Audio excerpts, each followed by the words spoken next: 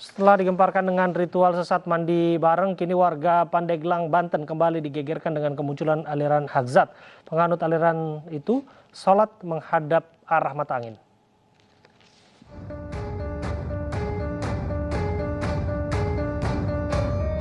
Warga Pandeglang, Banten digegerkan dengan kemunculan aliran hadzat yang diduga menyimpang dari syariat Islam. Aliran hadzat tersebut berada di Desa Taman Jaya, Kecamatan Sumur, Pandeglang, Banten. Praktik dugaan penyimpangan aliran itu karena melakukan salat sunnah menghadap ke empat arah mata angin dan bacaan takbir disesuaikan dengan ajaran mereka. Kelompok ini sudah berkembang sejak tahun 2020. Aliran hadzat dipimpin oleh 3 orang yang disebut Misran, Haryati, dan Abah. Pengikutnya berjumlah 40 orang yang berasal dari lingkungan sekitar yang masih terikat kekerabatan atau kekeluargaan.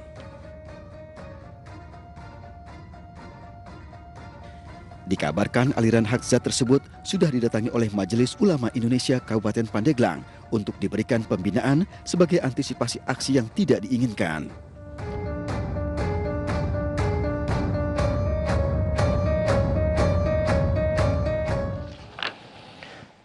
Ya, dan langsung saja kita akan bahas mengenai aliran hadzat ini bersama dengan Ustadz Wijayanto, penceramah, dan juga sudah bergabung bersama kami Ketua MUI Pandeglang, Pak Hamdi Ma'ani. Assalamualaikum, selamat malam Pak Hamdi, Ustadz Wijayanto. Waalaikumsalam warahmatullahi wabarakatuh. Ya, saya ke Pak Hamdi terlebih dahulu. Pak Hamdi, disebutkan Ya, MUI sudah bertemu dengan pengikut aliran ini. Apa yang disampaikan? Sebenarnya aliran ini sudah setahun lalu.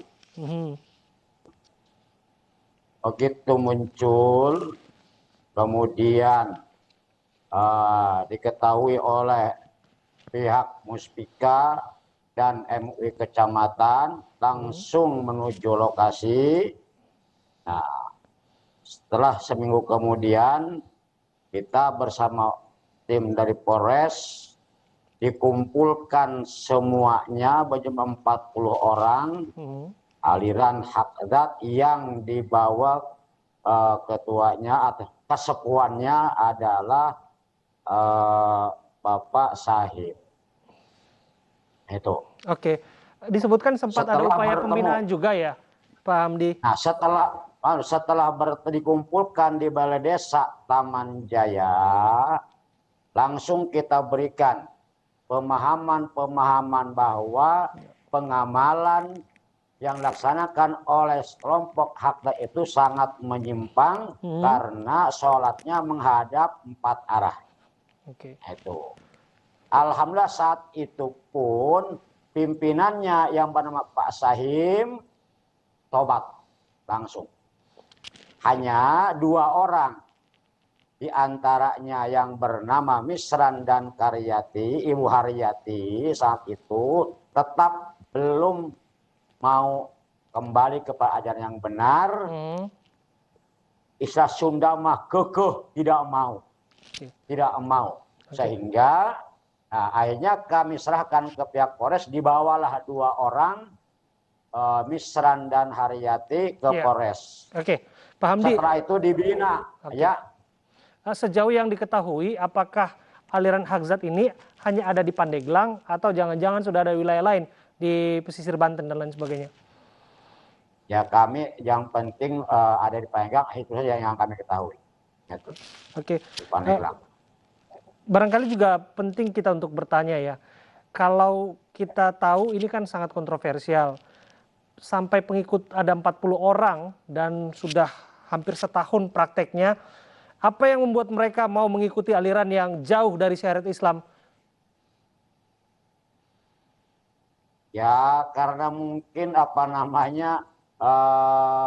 kebodohan mereka. Itu.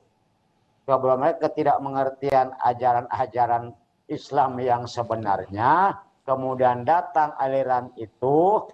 Nah, itu pun sebatas keluarga. Itu hampir keluarga besar. Nah, itu. Sekolah besar.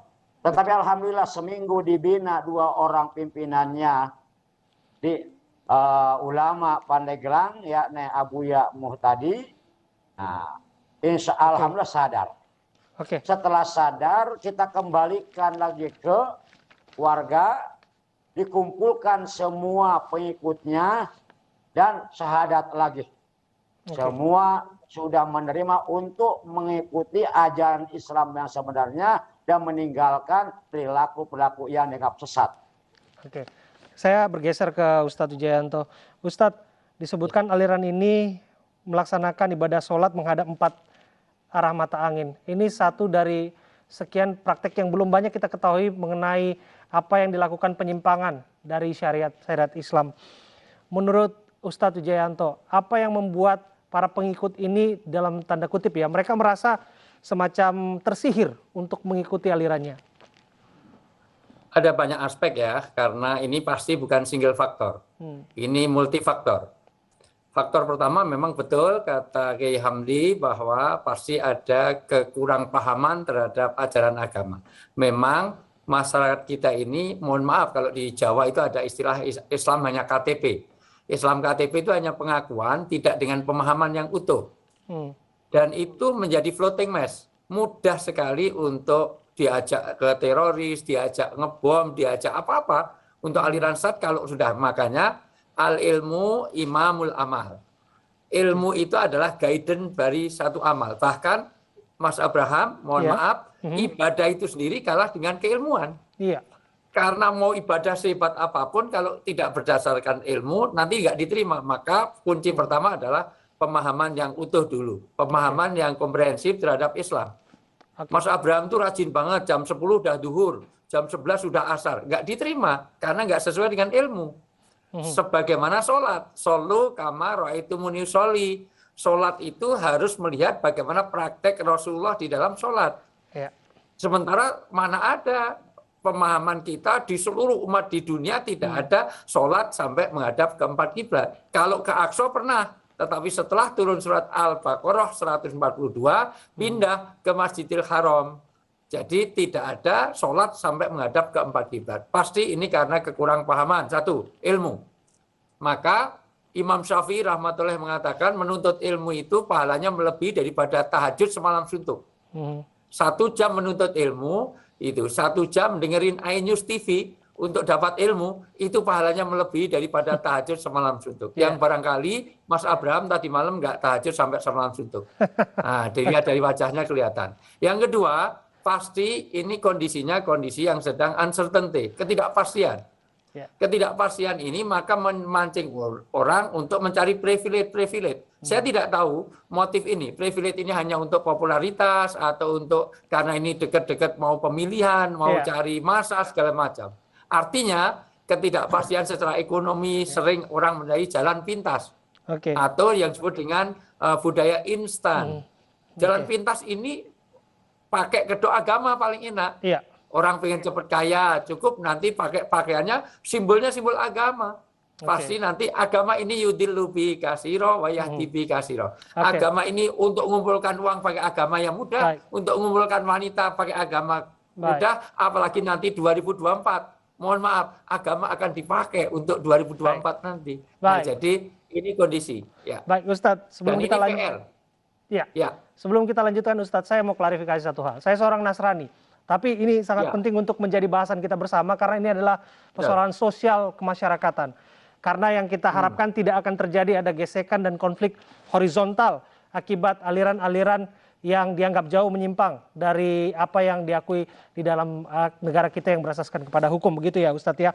Tapi begini Ustadz, kalau kita tahu di Pandeglang itu ada Hakekok Balakasuta. Kita udah ingat prakteknya mandi bersama dan lain sebagainya. Kedua, saat ini ada aliran Hagzat. Apakah ini semacam kebetulan saja atau jangan-jangan ada yang sengaja untuk memanfaatkan orang-orang, mempengaruhi orang-orang di sana? Saya tidak tahu privilege yang dia ingin dapatkan karena ujung-ujungnya misalnya Sunda Empire, ujung-ujungnya di Taat Kanjeng pribadi atau apapun biasanya adalah kaitannya dengan privilege yang dia dapatkan. Dan pasti agama karena mayoritas kita adalah orang Islam, pasti yang paling laris di sini adalah pakai kedok Islam. Di negara yang mayoritas Kristen pasti juga pakai Kristen. Ada pendeta yang ngajak bunuh diri bersama, ada saja sekte-sekte tertentu. Dari sisi ini sekali lagi memang kondisi yang uncertainty, ketidakpastian ini membuat orang floating mass mudah sekali, apalagi di Indonesia. Mas Abraham, di Indonesia ini kebenaran itu pada tokohisme. Asal ada satu tokoh, kalau nggak salah Kiai Hamdi, di daerahnya Kiai Hamdi, dekatnya juga baru saja ada kerajaan kerajaan Angling Dharma. Nah ini baru lagi nih, kayak sinetron ini Ustadz, zaman awal tahun 2000-an ya Ustadz ya. Betul, ini kelihatan itu ketahuan usianya Abraham. Ya, nah dari sisi ini sekali lagi orang mudah sekali dibawa kepada sesuatu yang insya Allah itu menjadikan yang dianggap menjadi jalan pintas. Kalau pengen cepat, bahkan tidak saja di dalam ekonomi, dalam kesehatan. Kalau pengen cepat kaya, maka cukup menggandakan uang, atau pengen cepat sehat, cukup bawa batu dibawa ke Jombang, dicerupi sama anak kecil, cerup, jadilah masalah luar biasa. Jadi sebetulnya fenomena ini ada di banyak tempat, tidak hanya di tempatnya daerah Pak Hamdi saja. Tapi tentu ini yang paling penting adalah PR bagi organisasi keagamaan mainstream, terutama dari NU dan Muhammadiyah. Betul. Kenapa kok sampai tidak terjangkau? Ini kan wilayahnya, harusnya Indonesia ini tidak ada yang tidak terjangkau oleh NU dan Muhammadiyah. Betul, apalagi sekarang era terbuka, era digital, segala sesuatu bisa diakses dengan mudah, begitu ya Ustadz? Betul. Kenapa nggak ada klarifikasi? Ya. Saya bergeser ya Ustadz kembali ke Pak Hamdi. Pak Hamdi, kalau kita mau berterus terang mengenai apa yang terjadi di sana, kita tentu saja penasaran apakah jangan-jangan warga di sana juga sudah merasa resah, dan jangan sampai ada terjadi gesekan horizontal yang sangat tidak diharapkan terjadi. Perlu saya sampaikan, Haqdat dengan Balakasuta ada lain. Balakasuta lain, Haqdat lain, termasuk Angling Dharma pun lain. Kalau Angling Dharma itu tidak ada hubungan dengan akidah maupun syariah. Itu. Nah, kalau Balakasuta itu diantaranya diiming-imingi kekayaan oleh salah seorang mbah yang berada di daerah Lewiliang, Bogor. Jadi ada motif ekonomi di baliknya ya, Pak Hamdi. Nah, itu kalau Balakasuta. Tapi itu pun sudah kembali ke ajaran yang benar. Nah, kalau yang satu ini, Pak Hamdi? Nah, kalau yang namanya Haqdat itu, yang namanya saudara Pak Sahim, katanya berasal daripada impian dan seperti bermimpi. Nah, itu harus melakukan hal seperti itu, kemudian menyampaikan kepada para keluarganya, nah diikuti. Nah, itu hanya sebatas keluarga besar. Nah, setelah diketahui ada penyimpangan, MUI, kecamatan, dan Muspika segera tanggap, langsung ke lokasi, dan saya langsung turun dengan pihak Polres, dikumpulkan di Balai Desa Taman Jaya. Tadi saya sampaikan, langsung yang namanya Sahim itu pimpinannya sadar, insaf, dan syahadat pada saat itu pula. Nah, yang dua, yang dominan, yang namanya Pak Misran dan istrinya, yang bernama Haryati, dibawa ke Pandeglang, dibina oleh kami dan Abuya Muhtadi. Seminggu kemudian itu pun sadar, insaf, dan kami bawa dengan tim Bakor Pakem ke Laman Jaya, diserahkan kepada warga, yang semua pengikutnya dikumpulkan, syahadat kembali. Nah, pada kemarin hari kami ke sana, karena sudah setahun dibina oleh kecamatan dan desa, kami dari Dewan Pimpinan MUI Kabupaten, silaturahim dan pembinaan akidah dan syariah, supaya mereka lebih kuat lagi, tidak tergoyahkan. Baik, itu kabar baiknya. Terima kasih waktunya Kiai Haji Hamdi Ma'ani dan juga penceramah Ustadz Wijayanto sudah ikut bersama kita berdiskusi, memberikan literasi dan juga bimbingan kepada umat, tentu saja agar tidak masuk ke jalan-jalan yang menyimpang ataupun tersesat. Terima kasih, Bapak. Sama-sama, Abraham. Irjen Pol Napoleon Bonaparte ditetapkan sebagai tersangka kasus penganiayaan KC di penjara. Saat lagi di Indonesia.